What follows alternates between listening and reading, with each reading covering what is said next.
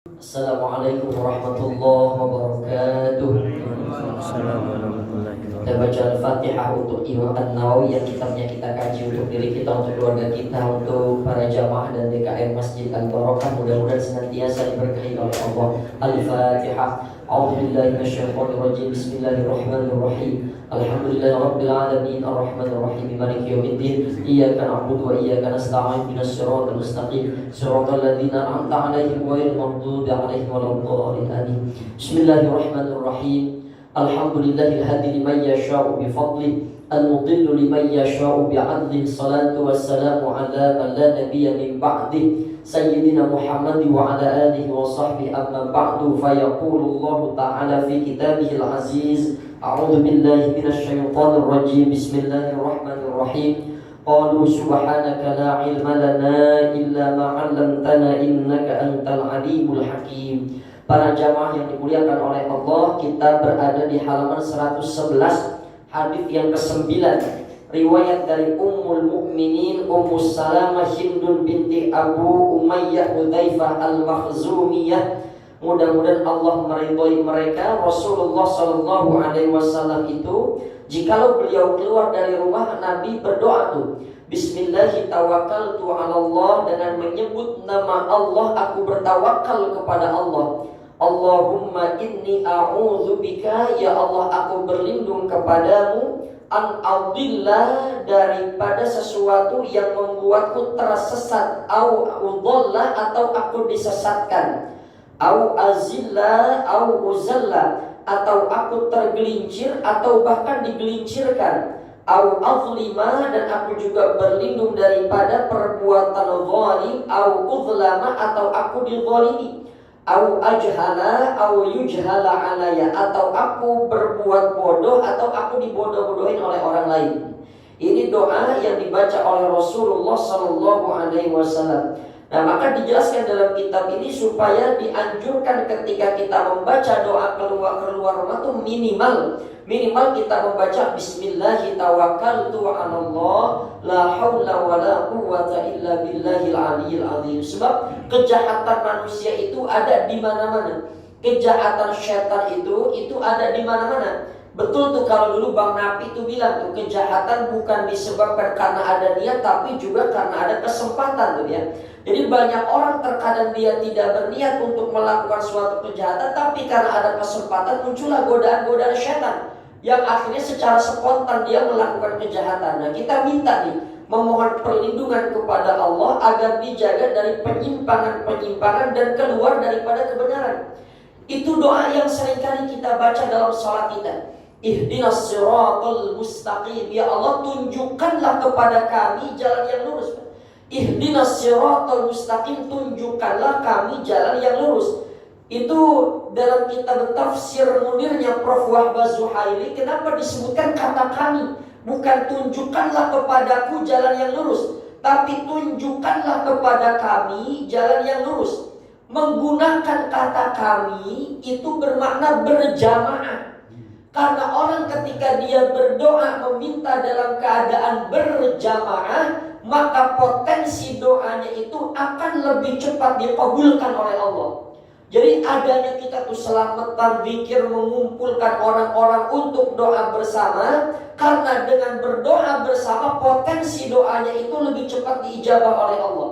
Bisa saja kita kumpul begini, doa-doa kita ini lama diijabahnya. Tapi karena ada satu orang baik, ada satu orang soleh, ada satu orang yang dia rajin berdoa ibadah kepada Allah, gara-gara satu orang itu tuh doa kita diijabah oleh Allah. Maka menggunakan ihdinas siratal mustaqim, tunjukkanlah kepada kami jalan yang lurus. Ini juga bermakna supaya kita mendapatkan kebaikan, supaya kita beribadah, supaya kita masuk surga, enggak cuma sendirian, tapi kita mendoakan orang lain juga supaya orang lain itu masuk sama-sama dengan kita ke dalam surga. Jadi ada kelompok yang sudah sangat mengkapling-kaplingkan surga tuh. Surga hanya untuk kelompok dirinya, mereka ahli neraka, ahli bid'ah. Kita yang tiap hari berdoa minta jalan yang lurus, kita yang tiap hari membaca la ilaha illallah, tapi dikafir-kafirkan oleh sebagian kelompok-kelompok itu. Nah, jadi Dalam hidup itu kita butuh hidayah dari Allah. Itu yang kita minta, ihdinas siratal mustaqim. Tunjukkanlah kepada kami jalan yang lurus. Jalan siapa yang lurus itu? Ditafsirkan dalam ayat lain, siratal ladzina an'amta alaihim, yaitu jalan orang-orang yang telah Engkau berikan nikmat ya Allah. Siapa mereka orang-orang yang diberikan nikmat? Minan nabiyyin, yaitu para nabi. Wasiddiqin, orang-orang yang membenarkan, yang ikut kepada nabi. Wasyuhada'i wassalihin, orang-orang yang syahid dan orang-orang yang saleh. Jadi ada minan nabiyyin, kemudian as-siddiq, kemudian syuhada, orang yang mati syahid, derajat terakhir wassalihin, orang-orang yang saleh. Wa hasuna ulaika rafiqatu, orang-orang yang mulia. Ya, jadi ghairil maghdubi alaihim waladhdallin, jalan yang lurus itu selain jalan orang-orang yang Allah sesatkan tuh. Ya, maka kita minta, ya Allah, tunjukkanlah kepada kami jalan yang lurus ya. Jadi dengan turunnya Nabi, turunnya Al-Quran itu adalah hidayah. Karena terjadinya penyimpangan agama itu disebabkan karena kita jauh dari petunjuk-petunjuk agama. Maka terjadi kekosongan Nabi itu ketika Nabi Isa berjarak kepada adanya Nabi Muhammad sekitar 300 tahun lebih. Itu jarak antara Nabi Muhammad dengan Nabi Isa. Jadi Nabi Isa pun membawa ajaran yang dibawa dari Nabi Ibrahim yang disebut dengan Hanif. Ya, maka Nabi Ibrahim itu membawa agama yang Hanif, agama yang lurus, agama Islam. Barulah ketika terjadi kekosongan para nabi antara Nabi Isa dengan Nabi Muhammad, itu dalam kitab sirah dikatakan ada orang namanya Amr bin Luhai. Dia pergi dari Mekah menuju Syam. Ya, untuk dagang, untuk suatu kepentingan dia pergi tuh.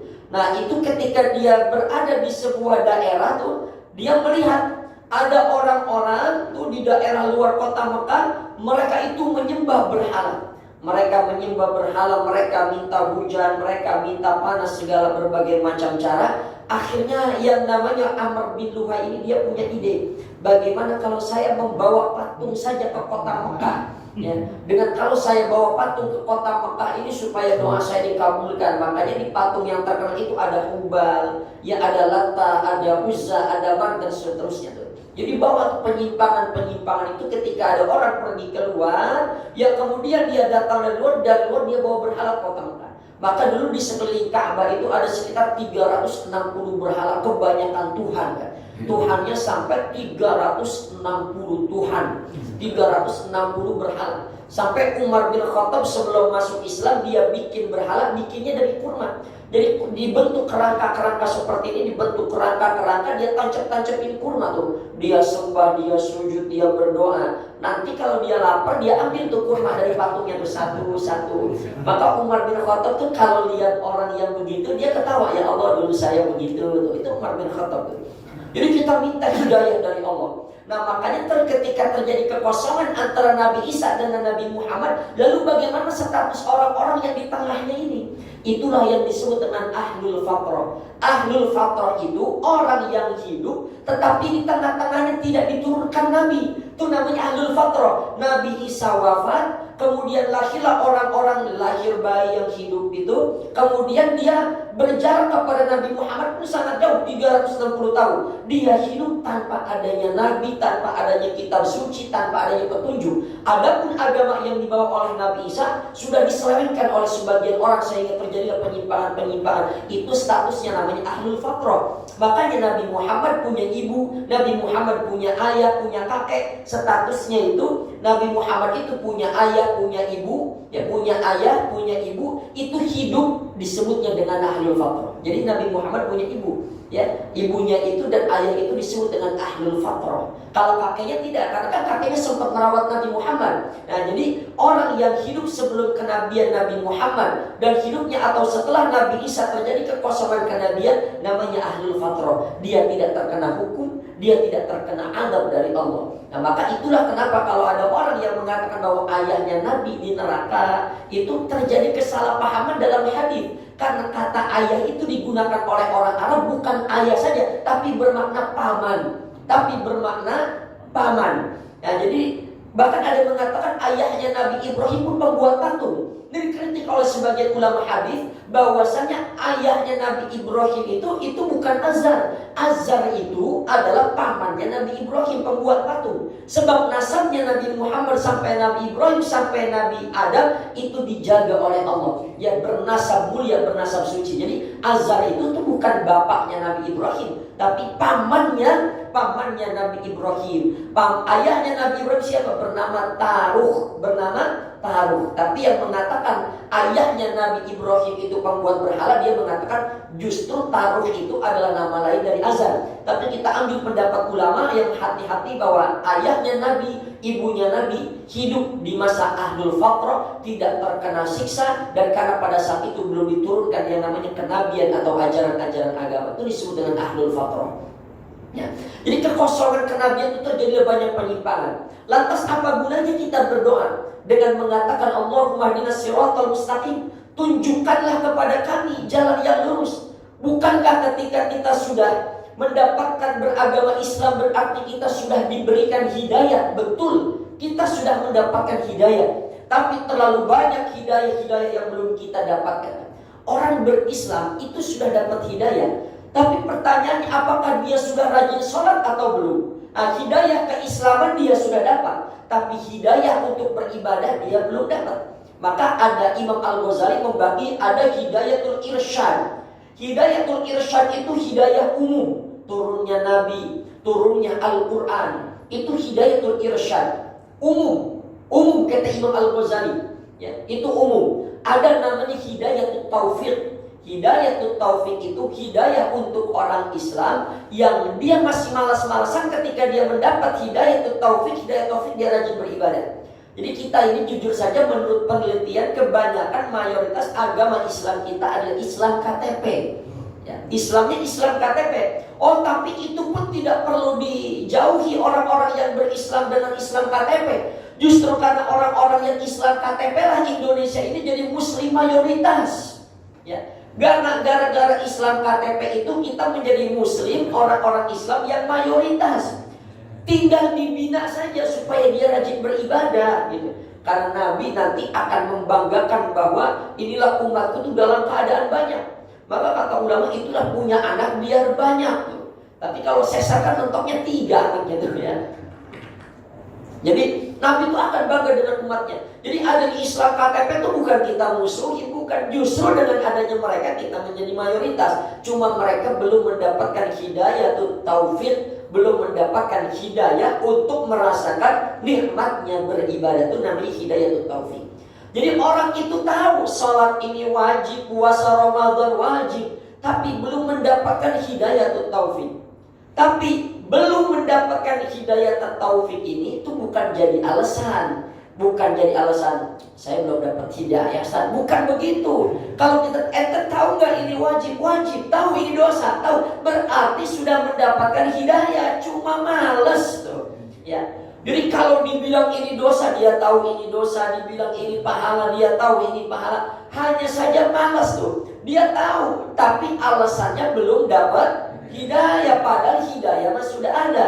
Maka hidayah itu bukan menunggu tapi dijemput. Tapi hidayah itu dijemput. Maka Umar bin Khattab ketika masuk Islam, dia mendapatkan hidayatul irsyad, hidayah secara umum. Setelah dia taat beribadah, itulah yang disebut dengan hidayatul taufik, mendapatkan hidayah untuk merasakan kenikmatan beribadah. Jadi tidak boleh orang mengatakan, "Ustaz, saya belum dapat hidayah." Dia tahu nggak ini wajib? Dia tahu tidak ini sunnah, dia tahu nggak tidak ini wajib? Oh, dia sudah tahu. Oh, berarti dia sudah tahu, dia sudah mendapatkan hidayah. Cuma dia belum mau untuk melawan nafsu syahwatnya. Jadi nanti tidak ada alasan belum dapat hidayah, tidak. Karena hidayah itu sudah Allah berikan. Kita minta, Allahumma hdinas siratal mustaqim. Tunjukkanlah kepada kami jalan-jalan yang lurus, jalan yang ditempuh oleh orang-orang yang soleh, para nabi, para siddiqin, para syuhada. Nah, maka terjadinya penyimpangan itu ketika orang-orang jauh dari para nabi dan rasul. Begitupun saat ini penyimpangan itu terjadi ketika orang-orang itu sudah jauh dari nilai-nilai agama, Pak. Ya contoh saja tuh, itu sekarang ada komunitas, Pak. Komunitas laki-laki dan perempuan yang mohon maaf senang berhubungan badan dengan saudara kandungnya sendiri. Jadi dia merasa nikmat berhubungan badan dengan adiknya atau kakaknya sendiri lawan jenis. Itu sudah ada komunitasnya ternyata. Dan itu, bayangkan itu perbuatan yang dilaknat oleh Allah tuh. Berzina saja dengan lawan jenis yang bukan mahram itu dilaknat, apalagi dengan orang yang haram dinikahi. Adik kandung, saudara itu kan haram dinikahi. Sudah haram dinikahi kemudian dizinahi. Ya itu sudah ada kok, itu kan lagi ramai di TV One itu Pak. Ya ditangkaplah adik ini, bahkan Masya Allah setan aja gak pernah melakukan perbuatan kayak begitu. Ya bahkan tidak sedikit tuh sekarang ayah kandung menghamili anak kandungnya sendiri ya. Maka setan ini banyak pengen pensiun aja udah, dia bilang orang tingkah manusia sudah lebih dari setan, kata setan. Kalau ditanya kenapa saya kelantasan setan, dia bilang dia jadi setannya gitu. Ya. Maka ketika kita jauh dari nilai-nilai agama, itu yang terjadi adalah penyimpangan hidup. Maka kalau ada orang mengatakan bahwa kita tidak perlu ikut ulama, kita tidak perlu ikut kiai, kita langsung saja kepada Al-Quran, kita langsung saja kepada sunnah. Pertanyaannya, apakah dia mampu memahami Al-Quran dan hadis-hadis yang begitu rumit? Nggak bisa dia, ya, tidak bisa. Jadi orang itu tidak bisa dia mengatakan kita langsung kembali pada Al-Quran. Oh, pertanyaannya, emang Al-Quran ngejelasin sholat subuh 2 rakaat, isya 4 rakaat? Enggak, Al-Quran tidak menjelaskan itu. Al-Quran tidak menjelaskan berapa jumlah rakaat sholat. Al-Quran tidak menjelaskan bagaimana tata cara rukun puasa, tidak. Apa yang membatalkan puasa, Al-Quran tidak menjelaskan itu. Maka ketika ada orang mengatakan kita kembali pada Al-Quran, kita kembali pada sunnah, kita kembali pada hadis, tidak perlu ikut ulama, justru itu adalah perkataan yang sudah menyimpang. Maka syaitan itu, iblis itu ketika menggoda Nabi Adam saja itu dengan dalil-dalil agama.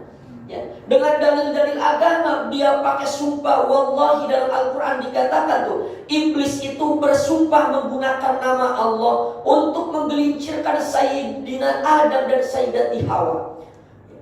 Dia menyebut nama Allah. Maka ketika ada orang kita kembali pada Al-Quran, kita kembali pada sunnah. Memang apa hadis yang paling sahih itu hadis Imam Bukhari. Itu hadis yang derajatnya paling tinggi setelah Al-Quran. Jadi kalau boleh diurutkan setelah Al-Quran, yaitu hadis kitab sahih Imam Bukhari. Kitab hadis yang paling sahih nomor 1 di dunia. Loh, Imam Bukhari saja itu berguru. Padahal Imam Bukhari itu punya kecerdasan hafal 600.000 hadis. Hafal 600.000 hadis. Tapi Imam Bukhari pun punya guru. Lantas orang yang tidak pernah belajar agama, dia mengatakan kembali pada Al-Quran, kembali pada sunnah, dia sudah keluar untuk mendapatkan hidayah dari Allah. Imam Syafi'i, ada orang mengatakan gak perlu kita ikut imam madhab. Imam Syafi'i itu umur 7 tahun sudah hafal Al-Quran. 10 tahun itu sudah hafal kitab Muwatta Imam Malik gurunya. Imam Syafi'i punya murid, Imam Syafi'i punya guru Imam Malik. Imam Malik punya kitab Al-Muwatta, isinya sekitar 1.600 hadis. Itu umur 10 tahun dihafal oleh Imam Syafi'i. Lantas ada orang gak hafal hadis, gak hafal Al-Quran, dia katakan kita kembali pada Al-Quran dan sunnah. Itu gak akan bisa begitu. Karena hadis itu kayak puzzle yang berantakan. Hadis itu kayak puzzle yang berantakan. Nanti di bab sholat, nanti ada bab zakat, ada bab puasa, itu hadis itu ada banyak. Lalu bagaimana ulama bisa merumuskan kok sholat sekian rakaat itu gimana? Setelah dipasang-pasangkan, oh ini hadisnya ke sini, oh ini ke sini. Jadi ada seperti puzzle itu cuma ulama. Maka fikih itu halal haram itu hasil perasan daripada ilmu Al-Quran, daripada ilmu hadis. Maka dalam surah Al-Balad ayat 10 dikatakan, wahadainahun najdain, ya bahwa Allah itu memberikan 2 jalan kepada manusia, yaitu jalan kebaikan dan jalan keburukan. Wahadainahun najdain, Allah memberikan hidayah. Hidayah itu bermakna di sini Allah ngasih tahu bahwa ini jalan kebenaran, bahwa ini adalah jalan keburukan. Maka dalam kitab itu dikatakan, dalam tafsirnya dikatakan, tinggal nanti manusia memilih apakah dia untuk mengambil jalan kebaikan atau dia akan mengambil jalan keburukan. Dan ada ayat lagi, fa'alhamaha fujuraha wa taqwaha. Surat Asy-Syam ayat 8 itu. Fa'alhamaha fujuraha wa taqwaha. Allah lah yang mengilhamkan kepada kita ini jalan fujur, jalan dosa atau jalan ketakwaan. Mengilhamkan di situ dalam kitab tafsir Al-Qurtubi dikatakan Allah ngasih tahu bahwa inilah jalan yang perbuatan fasik, dosa, dan inilah jalan yang berkaitan dengan kebaikan, dengan kebenaran. Jadi fa'alhamaha fujura wa taqwa. Allah sediakan mana jalan baik, mana jalan buruk. Maka ulama itu berbeda pendapat. Apakah Allah yang menciptakan perbuatan buruk juga, atau Allah hanya menciptakan perbuatan yang baik-baik saja? Kata ulama enggak, Allah tuh hanya menciptakan perbuatan yang baik-baik saja. Tapi ulama yang kuat ini menjawab begini, kalau Allah hanya menciptakan perbuatan yang baik-baik saja, berarti Allah tidak menciptakan perbuatan buruk. Berarti kalau ada orang melakukan perbuatan buruk, berarti itu di luar kendala Allah dong. Ya, berarti Allah tidak sanggup melawan keburukan. Maka perbuatan baik dan perbuatan buruk itu kata ulama memang Allah yang menciptakan. Fa'alhamaha fujuraha wa taqwaha. Allah menciptakan jalan buruk, Allah juga menciptakan jalan yang baik. Tapi manusia dikasih tahu dulu bahwa ini jalan buruk dan ini jalan baik. Jalan baik konsekuensinya menuju surga, jalan buruk itu konsekuensinya menuju neraka. Maka dalam ayat itu fa'alhamaha fujuraha wa taqwa. Ada lanjutannya. Qad aflaha man zakkaha wa qad khaba man dassaha. Beruntung kata Allah, siapa orang-orang yang mensucikan jiwanya. Orang yang mensucikan jiwanya, apa yang dimaksud? Orang yang dia beramal saleh. Wa qad khaba man dassaha, dan juga rugi orang-orang yang mengotori jiwanya. Siapa mereka? Orang-orang yang berbuat maksiat. Maka kita semua sudah dapat hidayah. Ya, pertama ada namanya hidayatul wijdan. Hidayatul wijdan itu hidayah insting. Ini insting ini Allah berikan kepada binatang. Ya, kelelawar itu nggak punya otak. Kelelawar itu nggak punya otak. Tapi dengan instingnya itu dia mampu mengetahui yang mana buah yang bisa dia makan, mana yang tidak bisa dia makan. Burung gagak terkenal dengan burung yang cerdas. Kalau sekarang dia akan ditembak oleh orang kemudian nggak kena, 1 tahun 2 tahun yang akan datang ketika burung gagak melihat orang itu, dia akan ingat ini orang yang pernah hampir mencelakai saya. Ingat tuh burung gagak. Maka di Inggris itu burung gagak itu adalah burung yang setelah diteliti burung yang paling cerdas, nomor 1 di dunia. Itulah kenapa Qabil dan Habil ketika saling bunuh-bunuhan, Qabil membunuh Habil, yang Allah utus burung gagak, bukan burung puyuh, bukan burung tekukur, bukan burung jalak suren, tapi yang diutus adalah burung gagak karena itu burung yang cerdas. Ya, itu insting. Itu gajah di Malaysia itu yang lagi ramai, yang anaknya ketabrak kontainer sampai induknya saja itu tidak pengen pergi, meninggalkan bekas kecelakaan anaknya meskipun sudah dibersihkan. Itu bukan kerja otak, tapi itu insting. Anak ayam kalau sudah maghrib itu diajak masuk sama emaknya. Ya, itu diajak masuk sama emak, itu insting, bukan kerja otak. Bukan kerja otak. Tapi sekarang banyak manusia punya otak, maghrib anaknya keluyuran kemana-mana. Jam 12 malam belum pulang, dibawa pacarnya, orang tuanya enak-enakan tidur. Kalah insting dia. Itu Allah berikan juga sama manusia tuh. Kita kalau orang tua lagi sakit, ya biasa orang tua kadang bohong, gak mau jujur kalau dia lagi sakit biar anaknya gak khawatir. Tapi perasaan kita beda tuh. Itu namanya insting. Yang kedua ada hidayatul hawas wal masyair. Itulah yang disebut dengan hidayah panca indera. Bahwa panca indera hewan itu terkadang lebih peka daripada panca inderanya manusia. Hewan itu, ayam itu, maka ayam itu punya pendengaran yang cukup kuat. Ya, ada bunyi sedikit aja tuh ayam bangun tuh. Kalah dengan kita. Kita tuh kalau alarm saja tuh kadang kita nggak bangun-bangun. Alarm pertama bunyi kita matiin, alarm kedua kita matiin, alarm ketiga kita baru bangun tuh. Ya, jadi kalah tuh kita dengan panca inderanya binatang saja tuh kita masih kalah. Maka jujur saja tuh anjing itu sebetulnya lebih cerdas, Pak. Anjing itu disebut hewan yang cerdas. Anjing itu hewan yang cerdas. Kenapa? Di Perancis itu anjing itu dia gunakan untuk kalau sudah pagi tuh anjing itu menyebar kemana dia keliling pipa-pipa gas. Kalau terjadi kebocoran di mana-mana, itu anjing itu akan menggonggong di situ. Makanya anjing pelacak, Pak. Ya, bukan kucing pelacak, yang dipakai tuh anjing pelacak tuh. Yang dipakai anjing pelacak. Nih terakhir saya tutup pada kisah. Nih ada orang datang. Orang datang kepada Imam Ibrahim bin Adham itu. Dia bertanya, apa sih hidup yang berkah itu? Kata orang ini datang kepada Imam Ibrahim bin Adham, apa sih yang disebut dengan hidup yang berkah? Kata Imam Ibrahim bin Adham, kalau kau pengen tahu hidup yang berkah itu, coba kau perhatikan antara kambing dengan anjing, dia bilang. Perhatikan antara kambing dan anjing. Dia perhatikan tuh mana hidupnya kambing, hidupnya anjing, tapi dia belum menemukan jawabannya. Kemudian Imam Ibrahim bin Adham bertanya, lebih mulia anjing atau kambing? Dia bilang lebih mulia anjing. Loh, memang kenapa lebih mulia anjing? Sebab anjing itu punya bapak moyang, emak moyang. Bapak moyang, emak moyangnya itu ada di surga nanti. Siapa? Anjing yang ikut dengan Ashabul Kahfi, kata orang ini. Oh iya, benar juga ya. Anjing itu mulia tuh. Yang ikut Ashabul Kahfi itu nanti anjing bakal masuk surga. Hewan-hewan itu kalau sudah di padang mahsyar, nanti Allah jadikan debu, Allah jadikan tanah tuh. Dia gak hidup lagi. Allah jadiin debu, jadi tanah. Tapi anjingnya Ashabul Kahfi gara-gara ikut sama orang soleh, cinta sama orang soleh, dia masuk ke dalam surga. Dia masuk ke dalam surga. Terus dia bilang lagi, yang kedua, anjing itu hewan yang pintar. Anjing itu bisa menghalalkan makanan yang haram. Kata si muridnya nih, anjing itu bisa menghalalkan makanan yang haram. Lalu gimana ceritanya?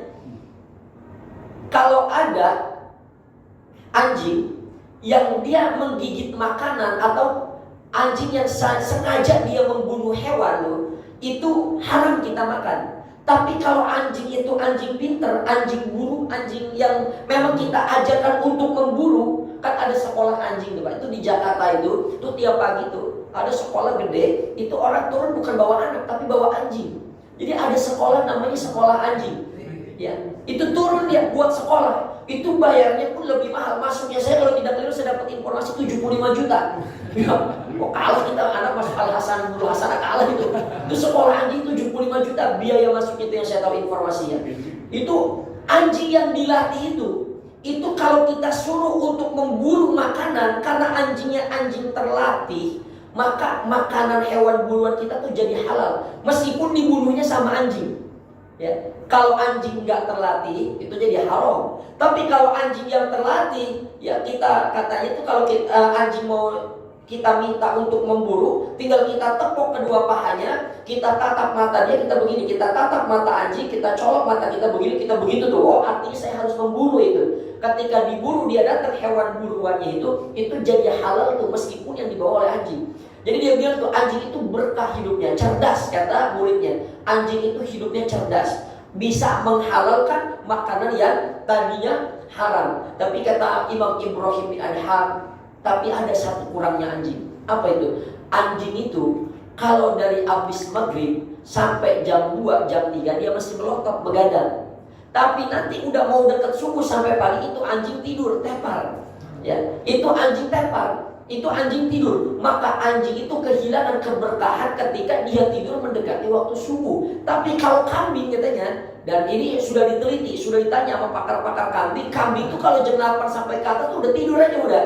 Nanti menjelang subuh dan subuh itu dia akan bangun. Nah, keberkahan kambing itu hidupnya lebih berkah karena dia bangun subuh. Yang kedua, keberkahan kambing itu dia bilang begini, keberkahan kambing itu, anjing itu kalau beranak banyak, tapi kambing paling beranaknya 2. Paling beranaknya, paling 2 lah. Nyampe gak 3, kayak jarang ya. Kalau kambing sudah beranaknya nyampe 4, mungkin itu tanda-tanda kiamat.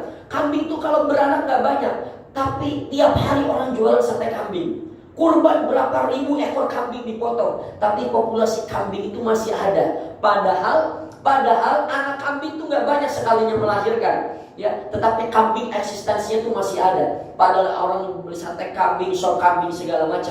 Itulah yang disebut kata Imam Ibrahim, dan itulah hidup yang berkah. Pertama, kambing hidupnya berkah karena sebelum subuh dia udah bangun, pagi dia nggak tidur. Kalau anjing pagi dia tidur karena malam habis kecapean meronda.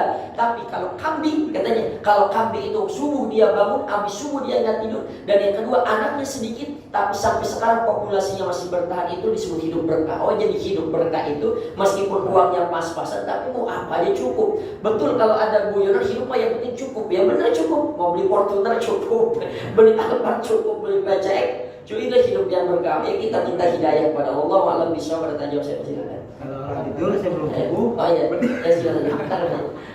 Silakan. Saya ingin tanya Ustaz, ada dua macam. Ada dua.